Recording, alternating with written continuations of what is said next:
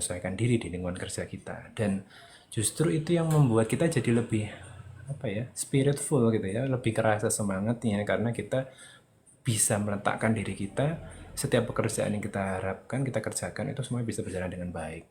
Itu ya Mas Aceh, Mas Karwushing Baidi. Kejawab ya mudah-mudahan ya. Oke, kita akan masuk ke pertanyaan berikutnya dari Mbak TAAA. Banyak banget tuh A-nya tuh. Mungkin menarik sih kalau bisa diajak join buat ngobrol. Mbak Adinda RGT. Ada nggak ya Mbak Adinda RGT? Oh, kayaknya sudah live kayaknya ya. Nggak apa, nanti bisa ditonton ya. Mbak TA-nya ada tuh 2, 3, ada 5. TAA-nya 5. Terus tanyanya adalah Pak, bagaimana cara tidak jadi people pleaser gitu. Nah, em, yang pasti itu harus tahu dulu gitu kan. Kita itu siapa gitu kan. Kita itu punya potensi apa. Kelebihan dan kelemahan kita seperti apa gitu kan. Nah, itu kan tidak banyak orang yang tahu tentang hal itu.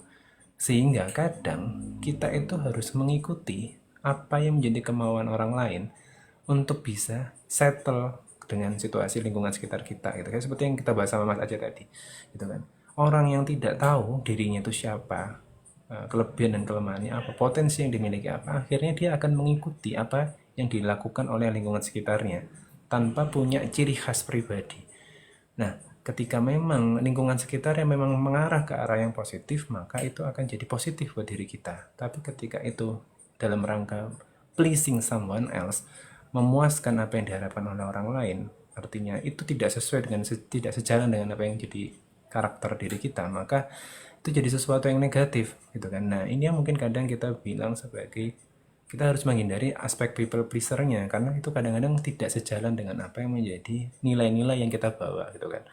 Nah, maka kita perlu tahu dulu kita itu siapa tadi gitu kan, bakat kita itu apa, minat kita apa, kita itu siapa, potensi diri kita seperti apa, supaya ketika ada orang lain yang itu kita jadi yakin, oh eh, ini harusnya nggak gini sih gitu kan. Jadi harusnya aku tuh nggak terlalu ngikutin atau kamu harusnya itu seperti ini atau paling nggak gini, meskipun kita akhirnya tidak menjalankan itu, kita itu punya kesempatan buat speak up gitu kan, kita bilang sampaikan gitu bahwa menurut saya itu seperti ini gitu kan.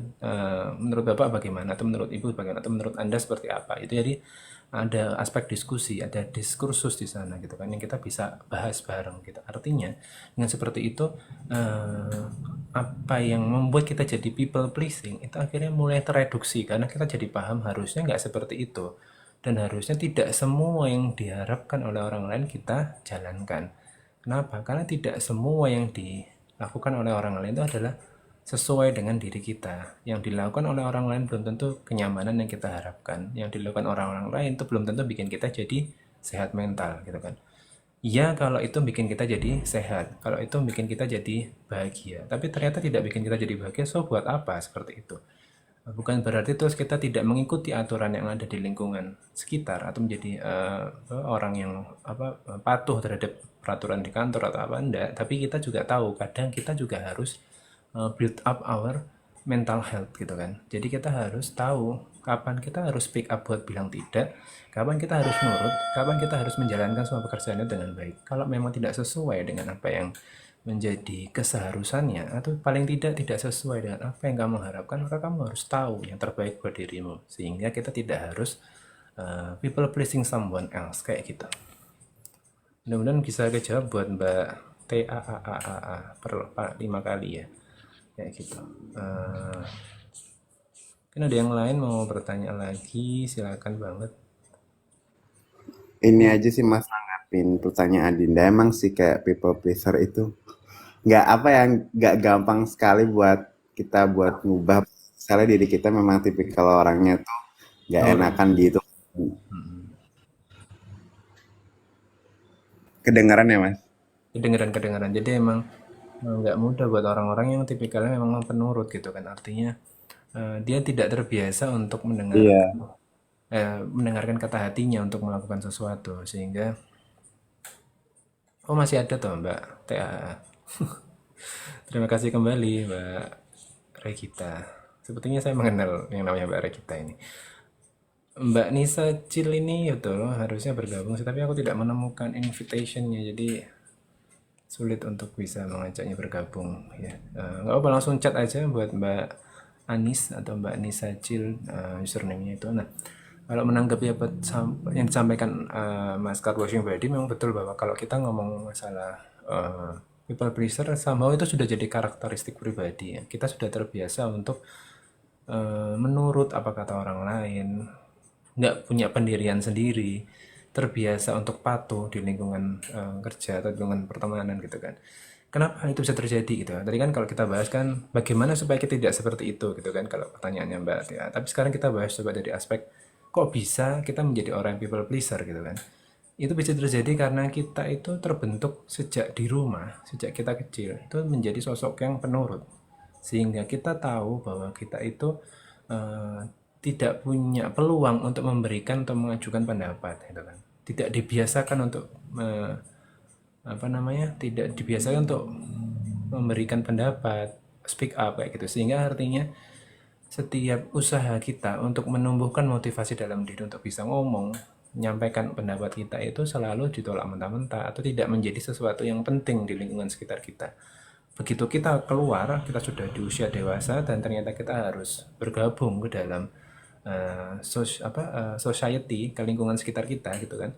Jadi akhirnya kita nggak terbiasa untuk itu. Jadi begitu kita tahu ada orang yang punya power lebih kuat, akhirnya kita ngerasa, oh kayaknya aku ngikutin apa kata itu aja deh. Karena banyak orang yang ngikutin itu, sehingga aku follow aja apa yang menjadi keinginan orang itu. Akhirnya kita berusaha melakukan sesuatu berdasarkan keputusan orang banyak yang itu dipengaruhi oleh power seseorang kayak gitu. Akhirnya kita nggak bisa bilang untuk tidak gitu kan.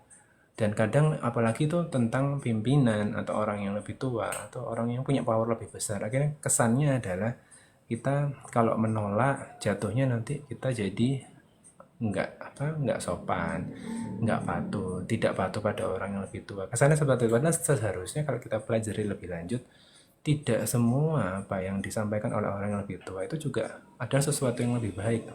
Bisa jadi ada yang salah. Maka itu kita bilang perlu ada yang namanya diskusi gitu kan. Kalau memang salah ya kita sampaikan, harus kita beritahu bahwa itu sesuatu yang salah. Nah, itu kan kebiasaan seperti itu kan tidak mudah ya buat orang-orang yang terbiasa untuk menurut, tapi memang perlu untuk dilakukan, perlu untuk dipelajari, perlu untuk dipupuk dalam diri kita gitu kan, bahwa kita perlu punya itu. Karena kita ketika di situasi lingkungan masyarakat yang karakteristiknya orangnya macam-macam, maka itu pasti kita akan sulit kalau kita tidak belajar dari sekarang untuk bisa lepas dari sifat menurut atau people pleaser itu tadi gitu. Kenapa? Karena kita selalu merasa bersalah, betul kata Mas Karl Badi. Jangan-jangan nanti kalau aku gini nanti orangnya marah, nanti aku berdosa, nanti aku nih tidak dianggap patuh, nanti aku melanggar peraturan kayak gitu. Banyak sekali pikiran-pikiran yang muncul dalam diri kita yang membuat kita jadi terlalu consideration tentang setiap keputusan-keputusan yang kita mau ambil kayak gitu. Jadi ya apa ya, tidak ada salahnya mencoba, karena pasti kalau kamu belajar untuk mengakui setiap apa pendapat dalam dirimu, itu kamu akan mulai setahap lebih dekat untuk bisa buat speak up kayak gitu.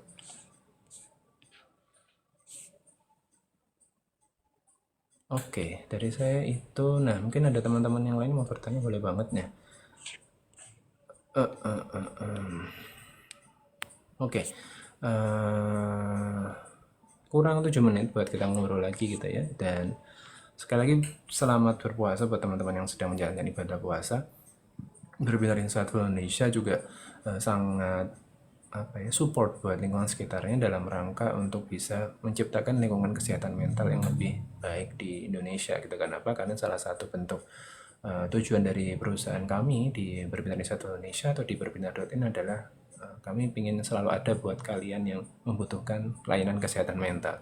Termasuk salah satunya adalah teman-teman kita semuanya yang ternyata sedang butuh untuk meningkatkan soft skill-nya, meningkatkan pemahamannya tentang sebuah ilmu tertentu, skill tertentu gitu kan, kemampuan dalam sebuah pekerjaan atau profesi. Maka kalian boleh banget buat bergabung dengan Berbinar gitu kan. Maksudnya menggunakan produk-produk Berbinar agar kalian bisa jadi dalam kondisi yang lebih baik gitu ya, ketika kalian mencoba produk-produk berpindah, termasuk ketika ada sesuatu yang membuat kalian ragu, membuat kalian pusing, membuat kalian bingung untuk memutuskan sesuatu, sangat boleh banget buat digunakan produk-produk konseling berbinar yang bisa kalian sesuaikan dengan kemampuan bayar kalian, termasuk ada yang kalian bisa ngobrol, nggak harus sama psikolog, bisa ngobrol sama teman-teman yang sebaya sama kalian, atau kita bahasakan sebagai peer counselor, konselor sebaya. Jadi kalian bisa lebih nyaman, lebih nyambung di sana. Atau kalian mau cobain yang versi lebih bisa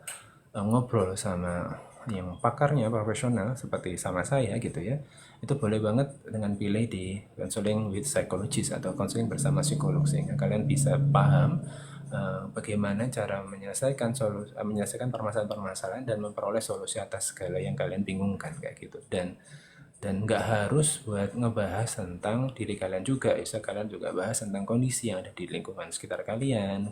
Kalian juga bisa ngebahas tentang curhatan teman kalian di sana gitu. Jadi Berbinar Institute Indonesia sangat memfasilitasi berbagai permasalahan yang dihadapi oleh teman-teman kita atau seluruh masyarakat Indonesia yang beraneka ragam, mulai dari yang paling muda sampai yang paling senior atau paling usianya lebih lanjut gitu kan.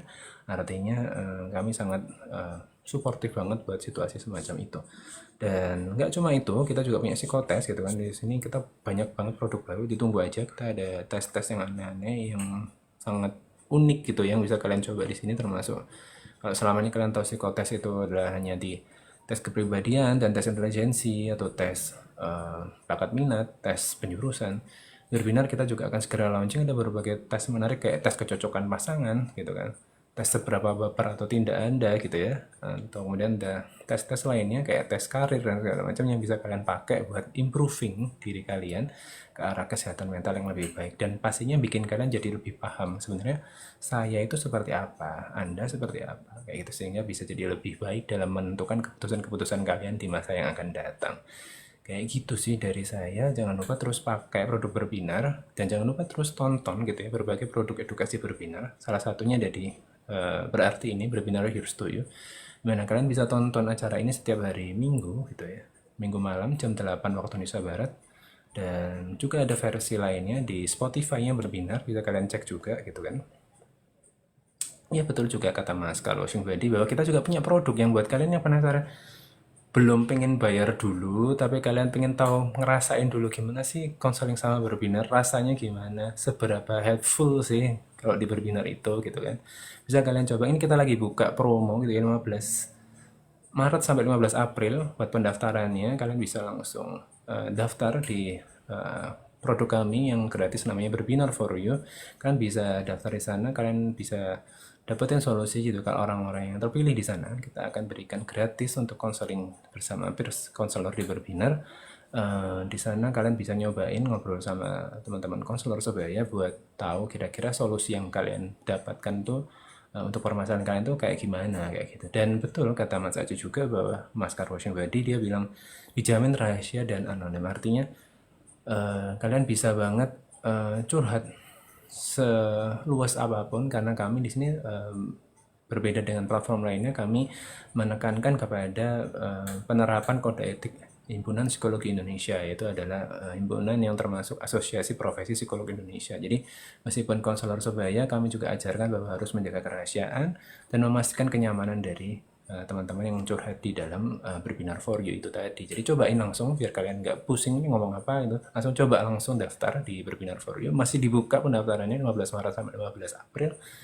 Nanti akan dipanggil, diundang, di-invite untuk bisa ke sesi konselingnya bersama teman-teman dari staff di Berbinar Institute Indonesia kayak gitu. Jadi langsung dicek aja di sana. Terus kemudian, nah kalau pengen yang versi anonim, kita punya namanya Coba Ungkapkan nih. Coba Ungkapkan itu curhat tapi dalam bentuk tulisan. Nanti kalian bisa cek di Instagramnya Berbinar. Kayak gimana sih contohnya? Itu kalian bisa cek. Setiap awal bulan kita akan share jawabannya gitu kan. Dari sekian orang yang curhat gitu kan, tanpa nama gitu kan, anonim.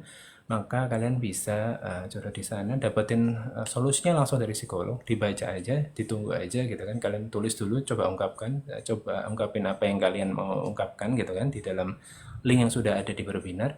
Terus kemudian kalian bisa tunggu jawabannya. Kalau memang kalian curhatan kalian ada yang terpilih untuk dijawab oleh psikolog, kalian bisa dapetin jawabannya di awal bulan depannya. Di sana dibaca, ada di feednya, dan kita pasti akan jaga, pastiin bahwa itu adalah curhatan yang bersifat anonim atau dijaga kerahasiaannya. Kayak gitu. Jadi sekian dari saya gitu kan. Selamat malam buat kalian semua yang sedang berpuasa dan yang tidak sedang berpuasa. Tetap semangat gitu kan. Yang barusan pulang taraweh nggak apa-apa banget kalau kalian kelewatan buat nontonin live, berarti berbinar harus setuju pada malam hari ini. Bisa kalian tonton lagi, bener ya teman-teman. TikTok di Berbinar ini pasti akan memposting lagi di YouTube-nya Berbinar, di Berbinar Insight. Nih saya cek aja di official YouTube-nya Berbinar, kalian bisa tonton di sana episode kali ini maupun episode-episode sebelumnya, buat tahu kira-kira hari ini ngebahas apa sih, dan kira-kira aku bisa dapat manfaat nggak dari situ. Sekian dari saya berbinar dari psikolognya Berbinar Insight Indonesia, dan saya Arvincia.